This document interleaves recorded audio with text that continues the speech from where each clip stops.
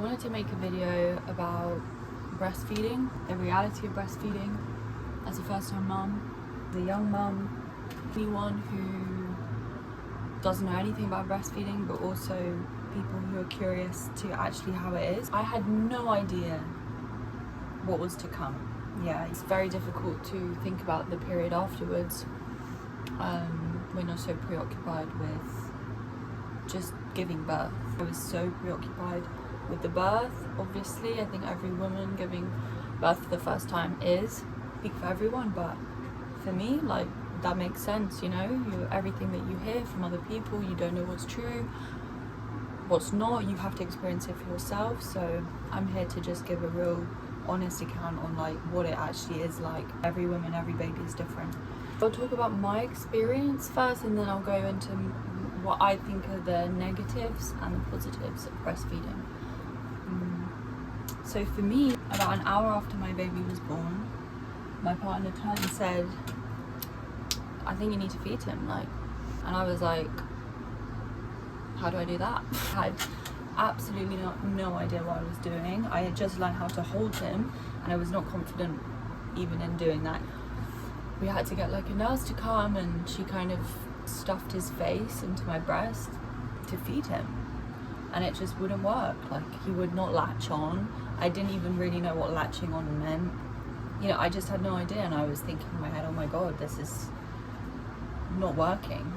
So what does that mean, you know? I'd just given birth, which was fucking intense. The hardest thing I've ever done. I was starving, I had no energy, I was exhausted, and I was also full of hormones and endorphins, and honestly I had felt like I just went to a festival for a week and taken every drug on the planet. I didn't feel okay. So on top of this, I started to like be completely concerned and worried that I wasn't going to be able to feed my baby, that I'd already failed as a mum, and it was shit. So that night we were in the hospital. He had to have, you know, donation milk. I didn't even know this was going on. My partner was taking him every like 2 hours to this little corner of the maternity unit and getting him to drink donation milk by one of the nurses, because I was sleeping. And I thought the whole time he was drinking formula. I didn't think he was drinking like another woman's milk.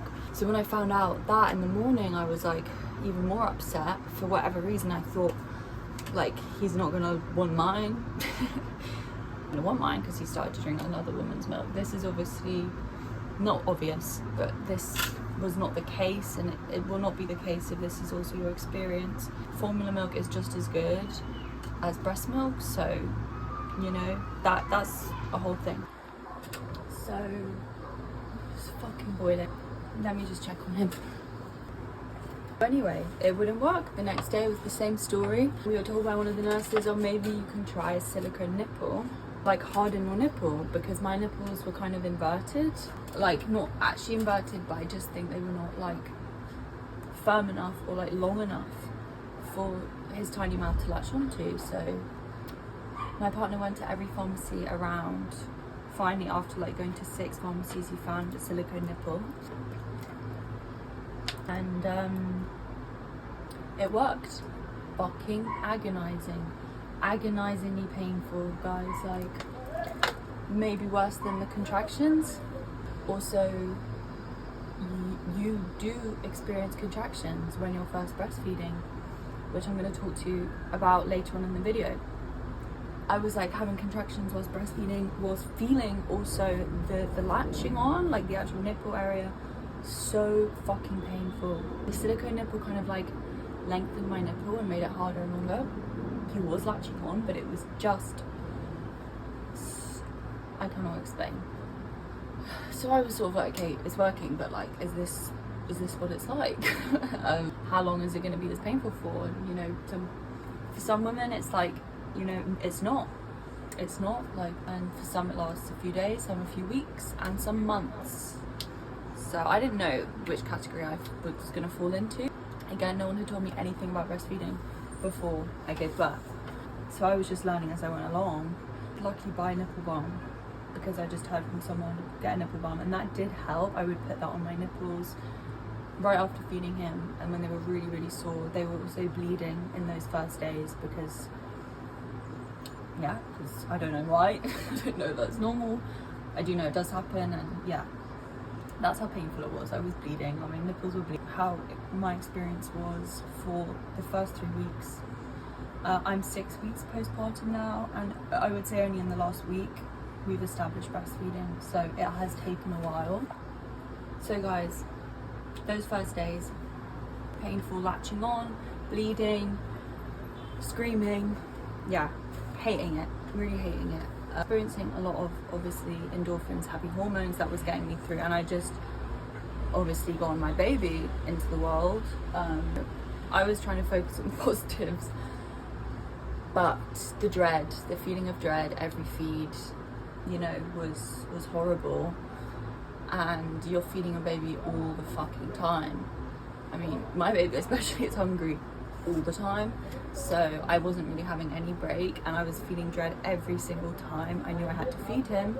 And your breasts actually do this crazy thing of kind of telling you your baby's hungry. It's like a tingly sensation.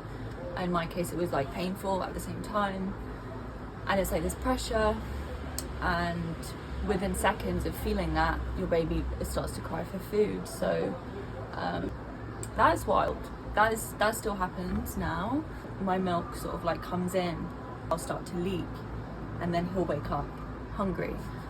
Now it's better, but in those first days, first weeks, left side, so my left breast was experiencing engorgement, which was the most painful thing.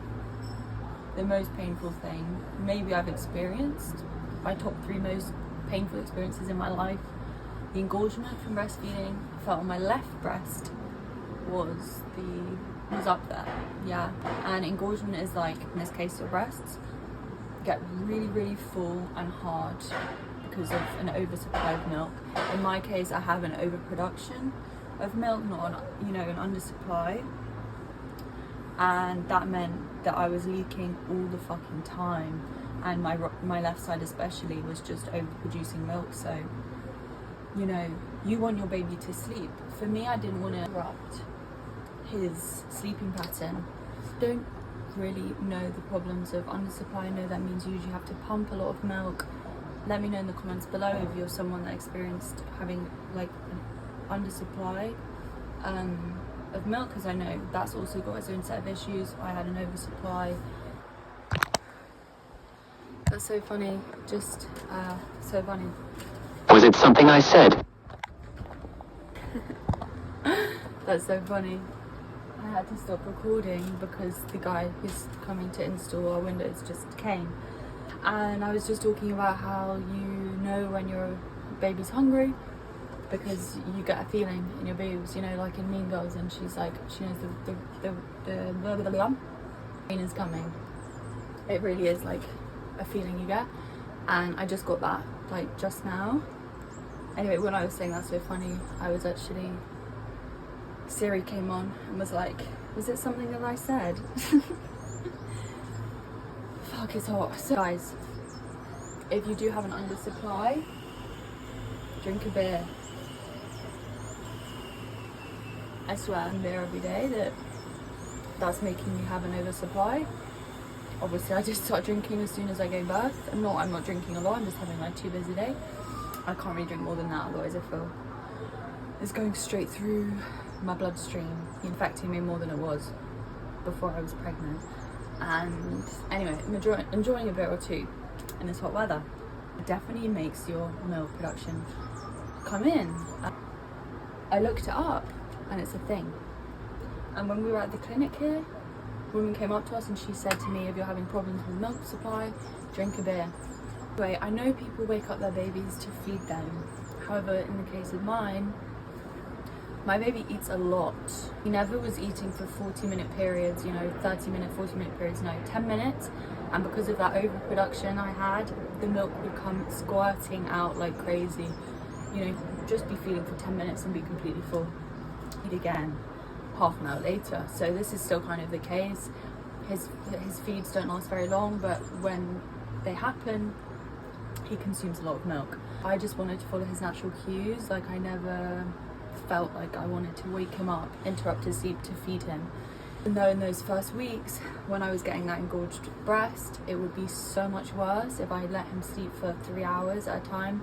Let's say was falling asleep at like 10 p.m. at night, wouldn't wake up until 1 a.m. sorry, and feeling of dread if I was going to sleep at 11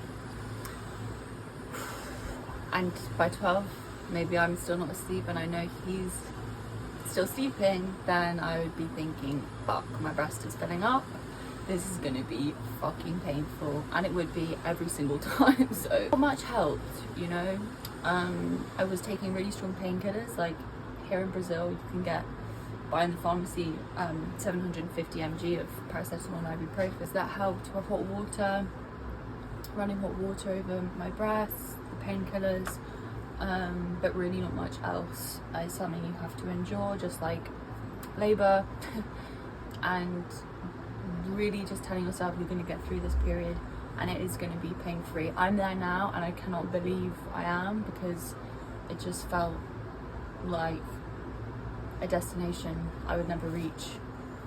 I also know it's more enjoyable for him, enjoyable at all, because you have to remember your baby is learning just like you. They have no idea what they're doing, it's just an instinct. And I'm going to get on to the... most of this has been negative. I will get on to some positives. So I will also say that, one side usually produces more milk than the other. That's normal. What I did was I was feeding him on my right side where I wasn't engorged because it was less painful. Encouraged the production on that side, so it eventually even out. It's now pretty even, but it took 6 weeks, 5 weeks for that to happen. You want to put your baby on the side that isn't engorged first when he's about to have a feed. Milk production is boosted on that side. Even though your other breast is leaking and going crazy and is completely full, at least just put your baby on the side that's not engorged first, even if it's just for a few, 30 seconds, and then change him. Otherwise that breast is never gonna even out properly. So I always put him on my side that wasn't engorged. It also helped if I expressed some of the milk from my engorged side with my hand, so it was less painful when he latched on. I would recommend doing that. I heard someone say that breastfeeding feels like a feather brushing over your nipple, which is fucking hilarious to me, because it still does not feel like that. It's not painful really now, but it's definitely not, a very, like, something. Silly.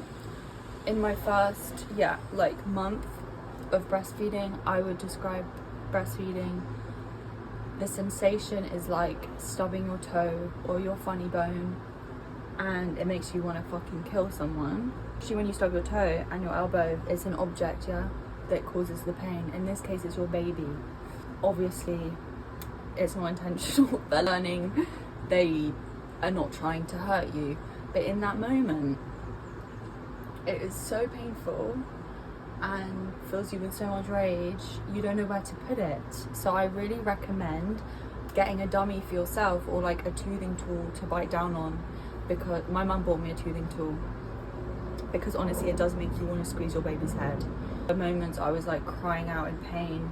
My baby would start to cry and I'd have to pass him someone close to me because it just was too much. And then you feel really, really awful for feeling that much pain and for screaming in pain. But allow yourself to do that, because it's part of the process, it's part of the learning experience. Obviously I was never going to harm my baby, but it makes you want to. And just being honest, if you knew someone making you stub your toe, you cause the pain when you bang your elbow, it just makes you want to swear and shout and strangle someone. But in this case, there is a little human doing it to you. So no one talks about that. I don't know if this is just my experience. Again, I am just sharing my experience. That really was, I promise, does get better. We're still on the long list of negative aspects of breastfeeding. Now I can focus on the positives, but I still have a few things that I wanted to share. Negative is the fact that you do get starving. It makes you absolutely ravenous. You are burning calories when you breastfeed, so I think around 500 a day, which is crazy. So especially during those night feeds, you are going to get starving, and it's very difficult to find something appetizing to eat all the time. I mean, sorry for the noise, there's construction work.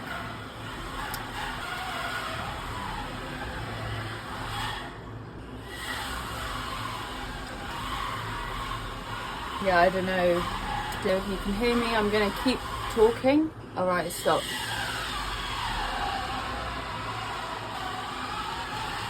For those watching who are judging the beer drinking, if you do your research, what you drink is not what your baby's drinking, because that's not how alcohol consumption works in the body. Also not giving medical advice here. This is just from my own research, and I'm trusting my body too. The amount of alcohol that your baby would be consuming would be the same amount that's in your bloodstream, which is nothing compared to the alcohol percentage that's actually in the alcohol, you know. I would recommend granola bars. Like, I just bought loads of those and I have them on my bedside table, and it's like a quick thing that can satisfy you kind of during the night. That's like, you don't have to cook something. Yeah, because during the night you really do get fucking hungry. So that's a negative, isn't it? Yeah. Apparently lose weight, but I don't know about that yet. My body recovered pretty quickly from giving birth, but I don't want to speak too soon. I'm 6 weeks postpartum. I don't know how my body's going to look in 6 months. Still breastfeeding, hopefully I will be.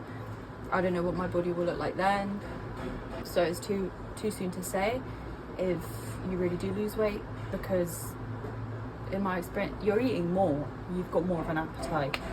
You're exercising less because you've got a newborn stuck to you. That's probably a myth that you lose weight breastfeeding, I think. Those 500 calories that you burn are made up pretty quickly in the food that you're eating. The leaking, yeah, the fucking leaking. The leaking of breast milk everywhere. Tried milk collection shells, and I bought a good brand thinking that would, you know, make a difference. No, how they're designed is they have a little filter, like a hole at the top of the shells, so that you can pour the milk out and put them into bottles or whatever.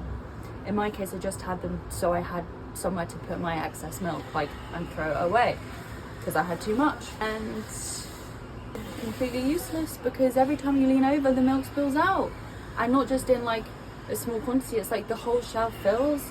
You lean over and a whole shelf full of milk is suddenly all over your clothes. So finding something that actually soaks up the milk, I found really, really, really fucking hard. Like, no problem. I'm using clothes. I'm using like pads, nappies, diapers, which in this hot weather get really, you know, irritate my skin. And I really want to find something that's going to work, because, you know, milk is spilling onto my clothes.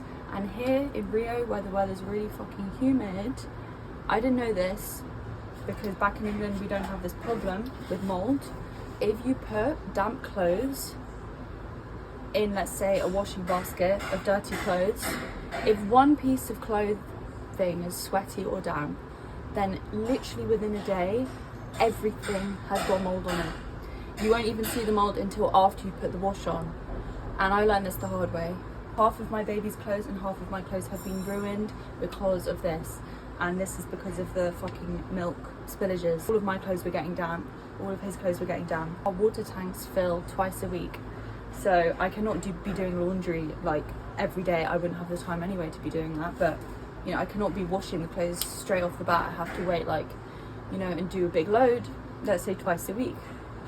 Now I'm putting the damp clothes out to dry. If the weather is, you know, like today, we've had storms the last few days, so that's not been possible.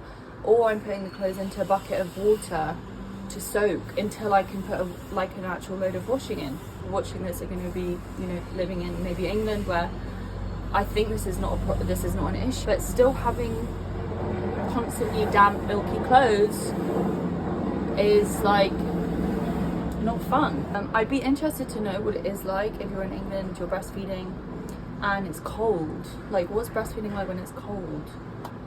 Because I do think I have the benefit of just wearing like bikini and boom, I don't need to wear a lot of clothes. But if you've got a jumper on, yeah, I can imagine that's actually also a bit of a nightmare. If you're in England breastfeeding, and let me know in the comments.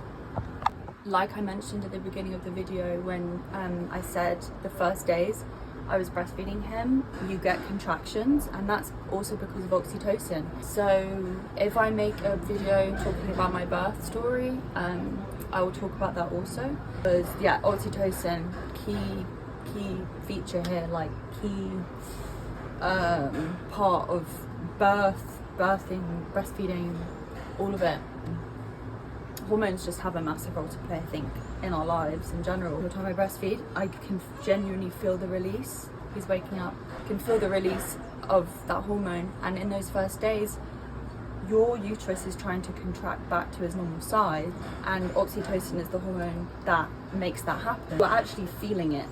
You know, I was feeling it physically, and it wasn't nice. Obviously, contraction isn't a nice feeling, and I realise as I'm filming this, I'm getting progressively more sweaty. I have managed to film all of this whilst my baby is napping, and I have a feeling that he is going to be waking up like any second. So let me just wrap this up with the positives of breastfeeding. So far, I've only just established it, so hopefully me and my partner will dual feed. So I also want to get him on the bottle so I have a bit more freedom, maybe in a month's time when he's like 3 months old, because yeah, I was too scared to do that without having established breastfeeding properly, because now that it's less painful, it's not really painful, there's a beautiful side to it. You know, your body does release oxytocin every single time you breastfeed, so that is a big release of like happy hormones, you know. And I really like to take the time every time I nurse him, every time I feed him, that I'm just present with him. I don't have my phone, I'm not doing anything else, I'm just focused on him in that moment. And it's like, you know, it's an intimate thing. It is really special. And actually in those first weeks I wasn't able to do anything else but stare at him whilst he was, you know, latching or feeding, because, you know, we were learning, and I was hyper focused. And now it's more relaxed. I could multitask, and I sometimes do, but I really like to put aside that time just for me and him. I feel like we're both more relaxed and happy afterwards if I do just like make it as, you know, a time for me to be present with him and not focus on anything else. And I am experiencing that release of hormones just like him. You know, the babies are actually, you know, consuming the milk, which is filled with oxytocin. So you'll find your baby looks like drunk after a good feed, and that is such a nice feeling. You know, you've fed them, you have provided this food for them, and you know, seeing them so satisfied afterwards is really a fulfilling feeling, rewarding, let's say. So that is definitely the biggest positive for me. Bonding, a bonding thing, yeah.